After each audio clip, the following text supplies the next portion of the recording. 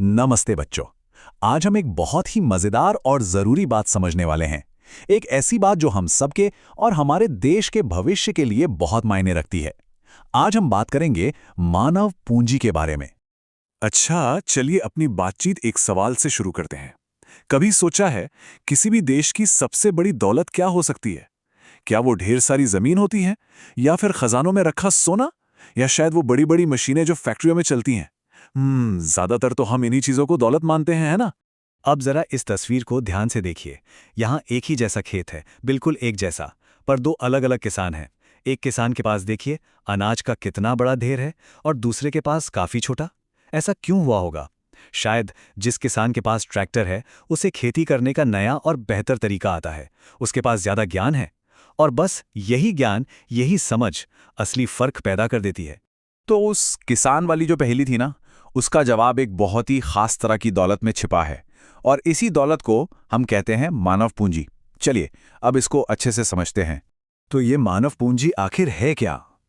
अगर बहुत ही आसान भाषा में समझें तो मानव पूंजी का मतलब है किसी भी इंसान के अंदर का ज्ञान, उसकी समझ, उसका कोई हुनर और काम करने का तजुर्बा। जैसे उस किसान को पता था कि अच्छी फसल कैसे उगानी है। यही जो उसका ज्ञान और हुनर है ना, वही उसकी मानव पूंजी है।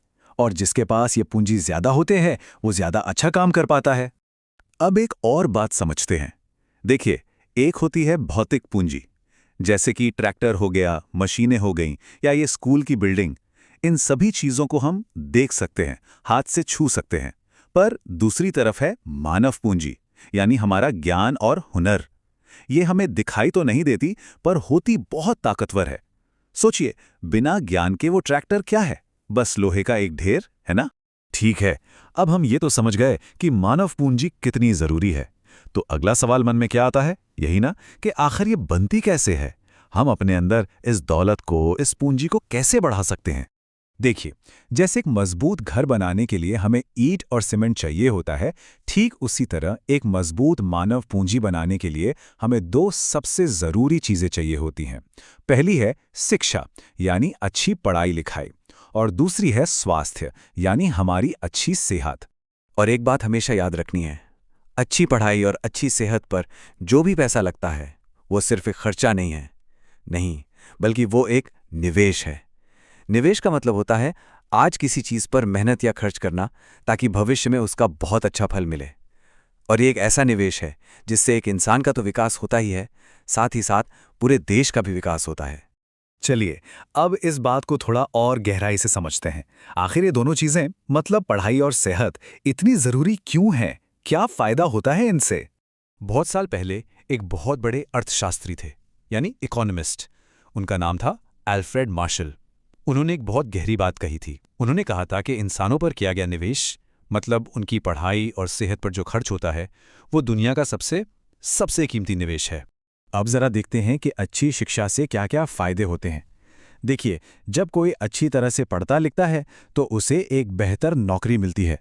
उससे उसकी आमदनी यानी कमाई भी बढ़ती है। समाज में उसे इज्जत मिलती है। और सबसे जरूरी, पढ़ाई हमें नई चीजें सोचने और कुछ नया बनाने की ताकत देती है। और जब देश का हर इंसान ऐसा करने लगेगा तो सोचिए हमारा देश कितनी तेजी से आगे बढ़ेगा। अब बात करते हैं सेहत की। खुद सोचकर देखिए, अगर कोई इंसान बार बार बीमार पड़ता रहे तो क्या वो अपना काम ठीक से कर पाएगा? नहीं कर पाएगा, है ना? किसी भी काम को अच्छे से और लगातार करने के लिए सेहतमंद होना, फिट रहना बहुत जरूरी है। सिर्फ एक स्वस्थ इंसान ही अपनी पूरी ताकत से काम करके देश की तरक्की में मदद कर सकता है। तो अब तक हमने ये समझ लिया है कि मानव पूंजी क्या है, ये कैसे बनती है और ये क्यों जरूरी है। चलिए अब ये देखते हैं कि इन सब बातों का हमारे देश भारत के आने वाले कल के लिए क्या मतलब है। आज की दुनिया बहुत तेजी से बदल रही है और हमारा लक्ष्य है भारत को एक ज्ञान अर्थव्यवस्था बनाना। अब ये क्या होता है? ज्ञान अर्थव्यवस्था का मतलब है एक ऐसा देश जिसकी सबसे बड़ी ताकत उसकी फैक्ट्रियां या मशीनें नहीं, बल्कि उसके लोगों का ज्ञान, उनकी समझ और उनके नए नए आइडियाज हों।